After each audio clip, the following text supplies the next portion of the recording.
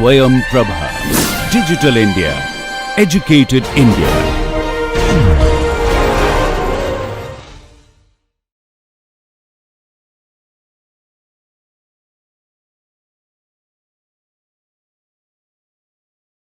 Complex integration.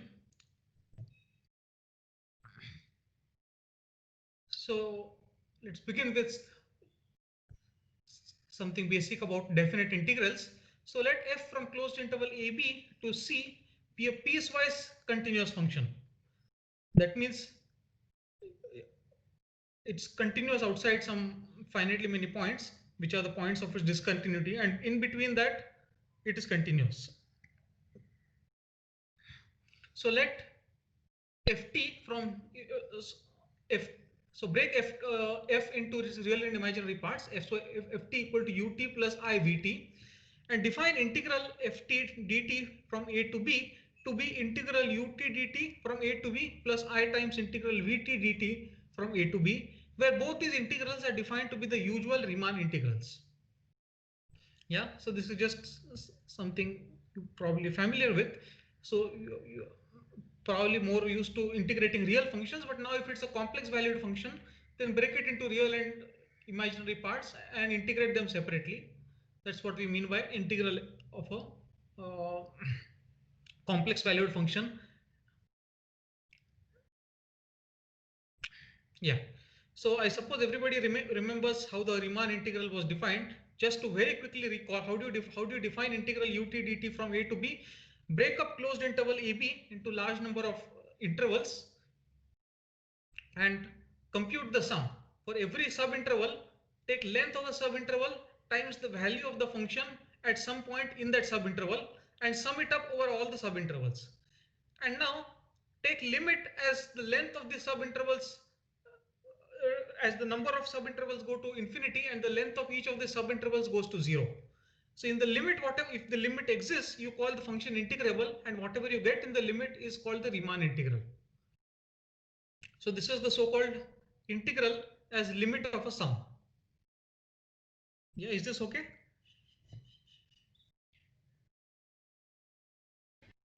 Yes, it's okay. Yeah. So this is the Riemann integral. It actually works for very general functions. The functions don't have to be continuous.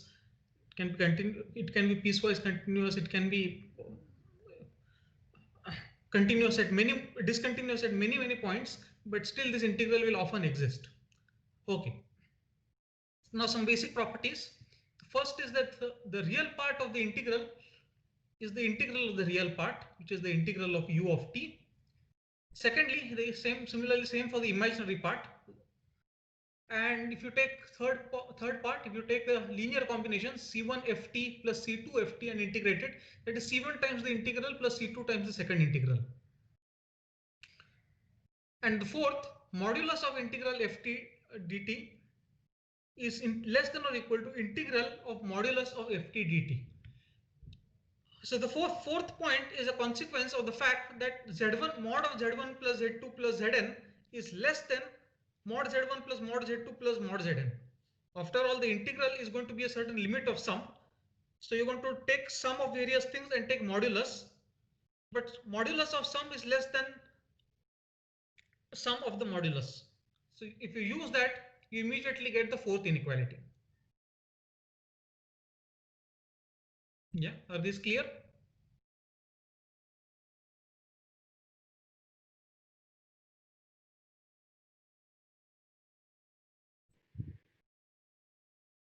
Yeah, any doubts so far? Okay, this is the basic inequality that is used very often, that modulus of summation zi is less than or equal to summation of modulus zi. That is what we are using in to prove property 4.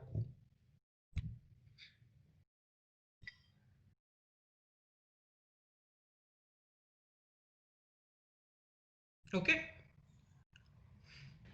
Yes, it's fine. So now let's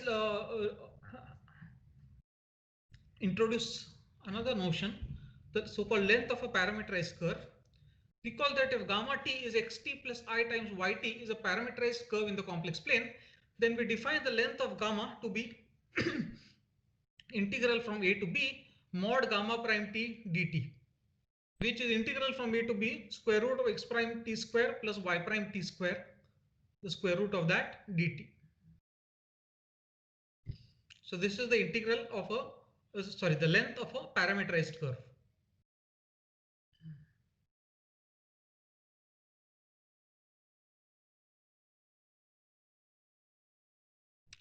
And in case gamma is not continuously differentiable, so this was the definition assuming differentiability of gamma and so on.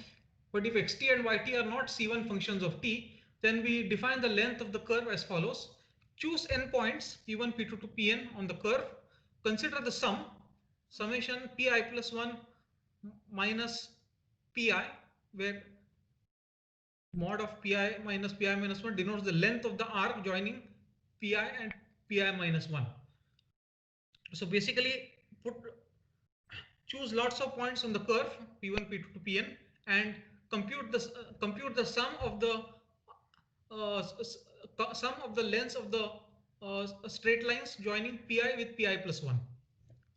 Do this, and then as n tends to infinity and the length of each of these line segments goes to 0, we define the length of the curve to be the limit n tends to infinity mod pi plus 1 minus pi. Yeah, so the number of points have to go to infinity, the length of each subdivision has to go to 0. If that happens, we define the and if this limit exists, mod of pi plus 1 minus pi, I goes from 1 to n, and then our limit as n tends to infinity, then we define the length of the curve to be this. The curve is called rectifiable if the length exists. Note that if the curve is c1, both xt and yt are c1 functions of t, then this length exists. So this quantity will always exist if the curve is at least c1. It may not exist for just for continuous curves, but if this limit exists, then what may happen is the curve may not be continuously differentiable, but this sum that I just explained may exist, in which case we will call this limit of this sum as the length of the curve. Yeah, so this is, I mean, somewhat similar to how we define the Riemann integral.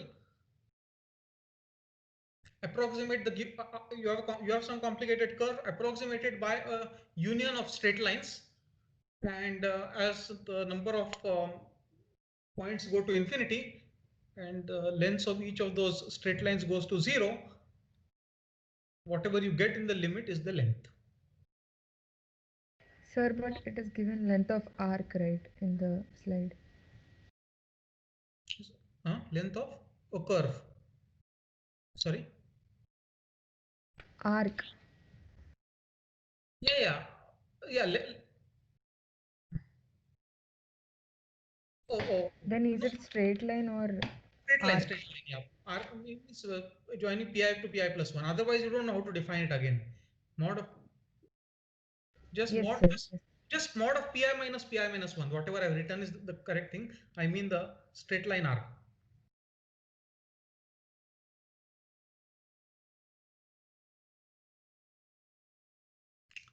Okay, so this is the length of the curve, and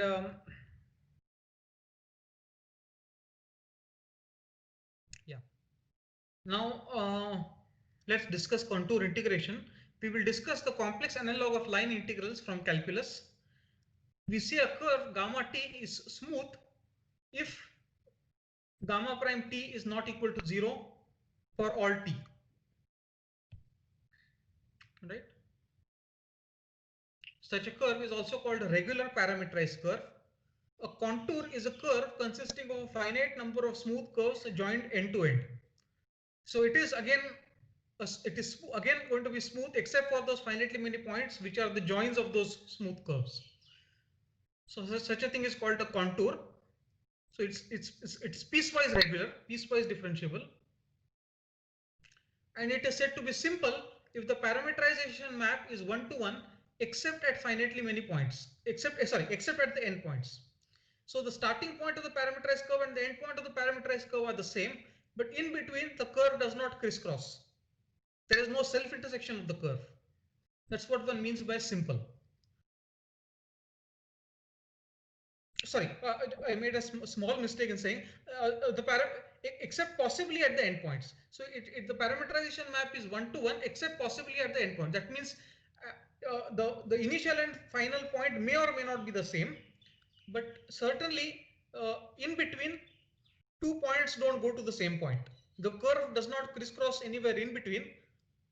The first point and the last point may or may not go to the same point.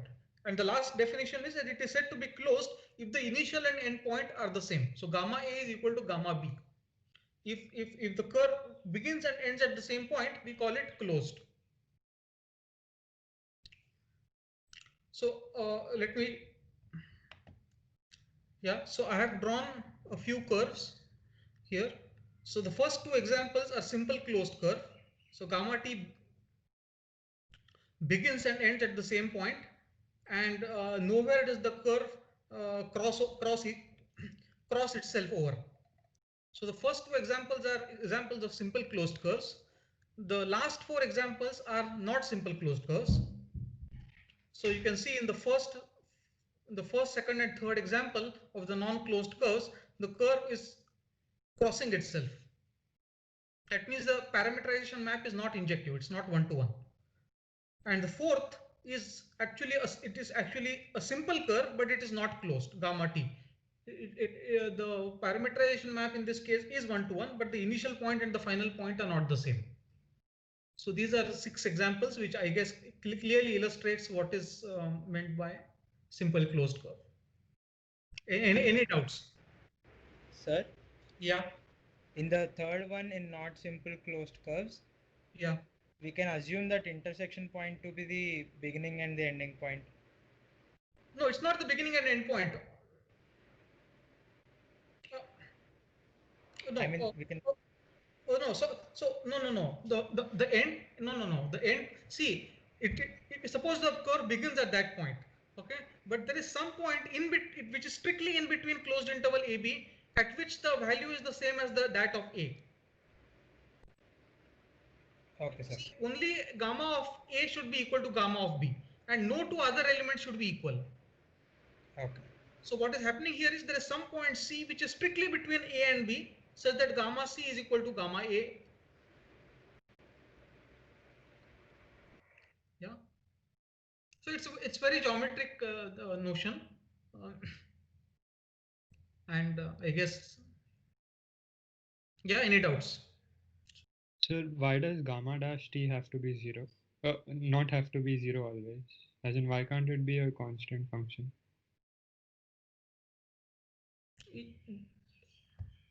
Yeah, if it's constant, it's not interesting. Let's put it that way. I mean,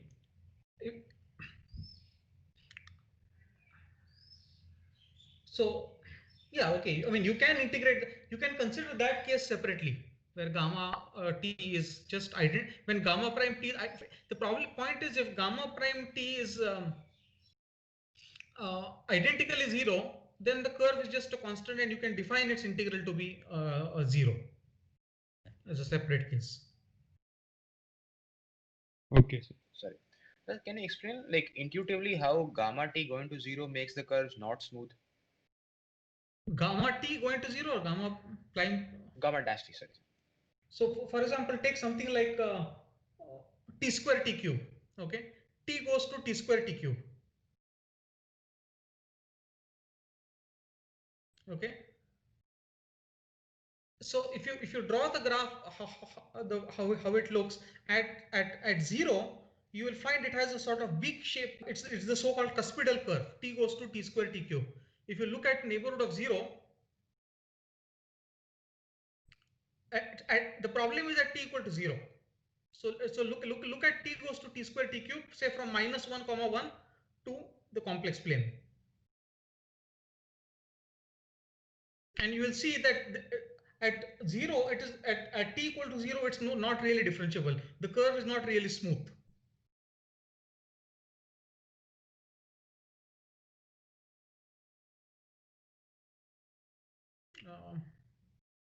I don't know.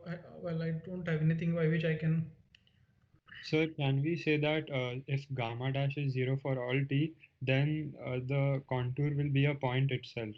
Yeah, And that's for what I said. single point, we cannot define smoothness. Right. Yeah, but I'm saying, yeah, that's why I'm saying you can make a separate definition that if it's a constant contour, then you define the integral to be 0. I'm just saying that one can make that as a separate definition. Yeah. Okay. So now we come to a very important theorem, the so-called Jordan curve theorem. This says that any simple closed curve in R2 separates the plane into two components. The curve is the common boundary of both of them, and exactly one of the components is bounded. So this is intuitively clear, right? If you take a simple closed curve, there is one inside and one outside. In each of those examples that we discussed, you take a simple closed curve, any one of the first two examples, then there is the inside of gamma, and intuitively there is an inside of gamma and there is an outside of gamma, right? And the inside being the bounded region, the outside being the unbounded region. So this is all that the theorem is really saying, that any simple closed curve in R2 separates the plane into two connected components. The curve is the common boundary of both of them, and exactly one of the components is bounded. So the theorem in some sense is not a surprise. So the theorem was first discovered by Jordan, Camille Jordan, in 1887, although his proof was not rigorous. The first rigorous proof was due to Oswald Veblenin in 1905.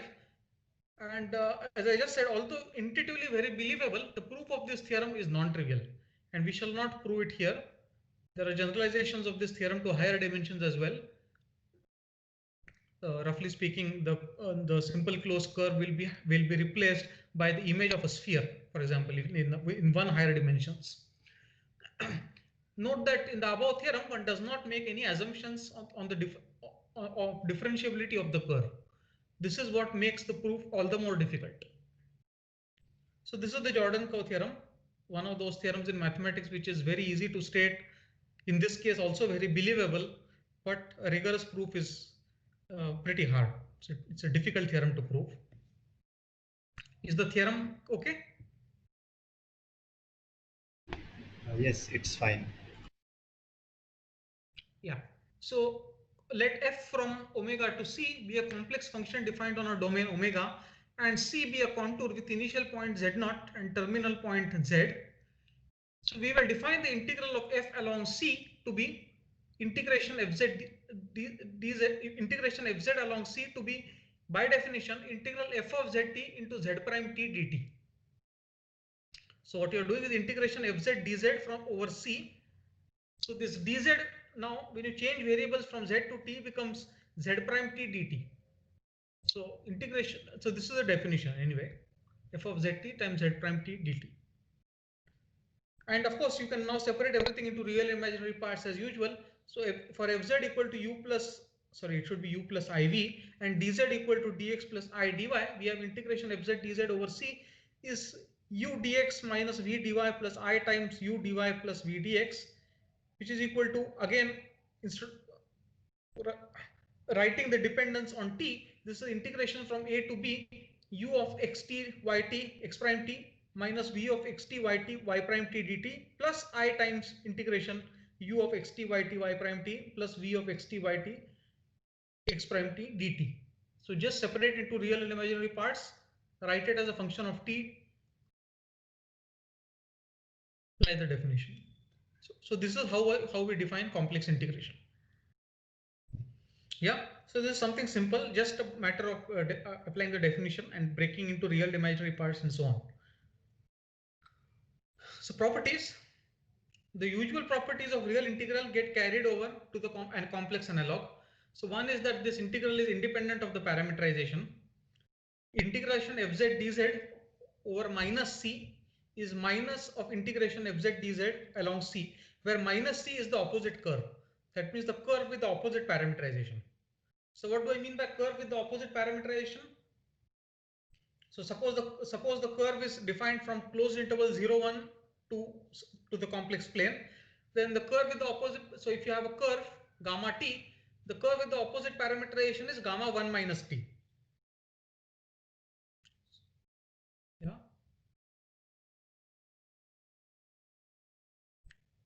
The values which are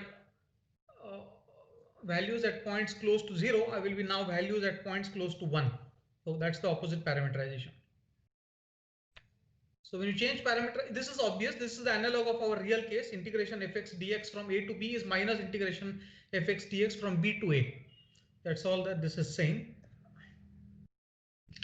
Then if your curve is broken up into finitely many curves c1, c2 to cn, then integration fz dz from c1 union c2 union cn is equal to sum of the integrals over each of the ci's.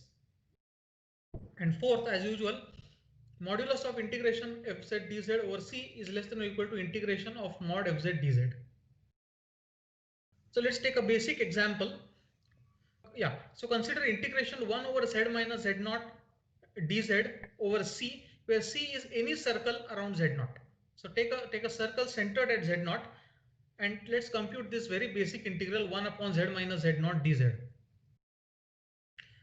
We will parameterize c, so we need to parameterize c, right? So this is so zt equal to z naught plus r e raised to it. So I'm taking a circle of radius r and parameterizing c in the anti-clockwise direction. So z naught plus r e raised to it, where 0 less than or equal to t less than or equal to 2 pi. The integration fz dz along c is integration 1 upon z minus z naught dz along c, which is integration 0 to 2 pi 1 upon r e raised to it. Z minus z naught is now r e raised to it into dz becomes I r e raised to it dt. So r e raised to it cancels. So you are left with I times integral 1 dt from 0 to 2 pi, which is 2 pi I. Yeah, so a simple integral.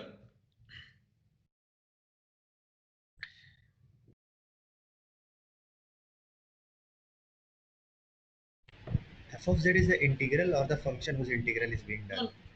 No, I have to do. It should be consider integral fz dz. That integral sign is missing. Sorry. Yeah. Fz. Yeah. So fz is really the function 1 upon z minus z naught. There's a bit of a typo there.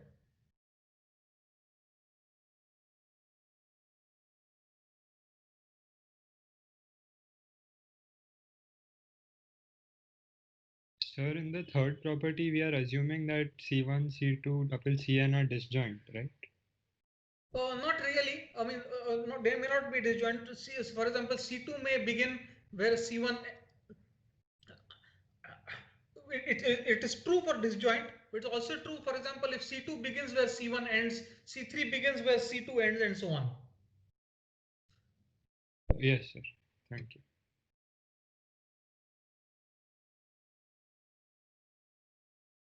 Okay.